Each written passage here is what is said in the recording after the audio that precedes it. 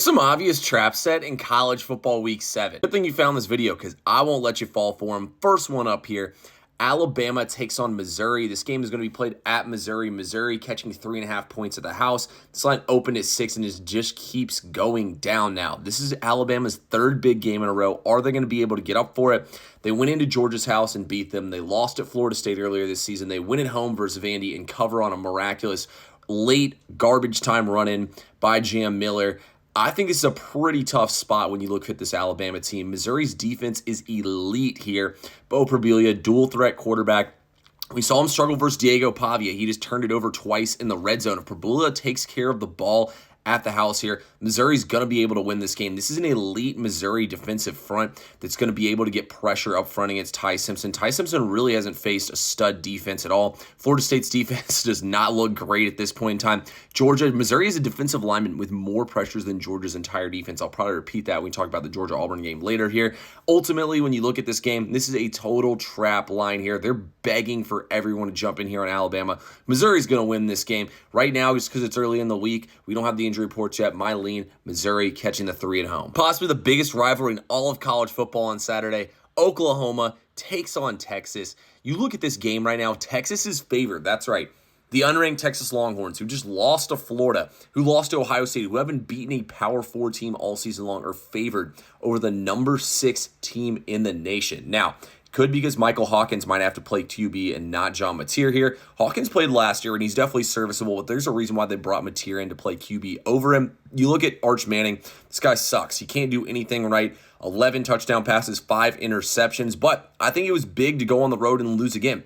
Texas is going to come in here with a solid game plan. It feels really, really fishy here that Texas is favored in this game. I mean, you would think against Oklahoma's elite defensive front here, the Texas being favored is just a ridiculous line. Everybody's going to jump in here on Oklahoma. Vegas knows what they're doing, guys, in the biggest games. This will be one of the highest handle games all day long, and they're throwing this one out here as bait. They want you to jump in here. They want you to take Oklahoma in this game.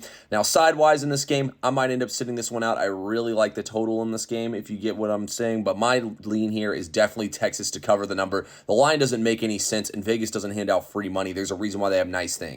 Last game on the slate here, Auburn at Jordan-Hare hosting the Georgia Bulldogs, and this line here is only 3.5. First of all, guys, let's talk about this Georgia defense. Georgia defense is horrible. They're not getting any pressures on these QBs. Like I said, Missouri's a defensive lineman with more pressures than the entire Georgia defense. Their corners are booty cheeks. They finally covered a game, guys. I think they were like 8-22 in their last 30 games against the spread. They finally covered the number for the first time last week solely because of a 30-yard missed field goal by Kentucky. That's how close they were to not covering. Auburn was idle last week, taking a break to get ready for this massive game.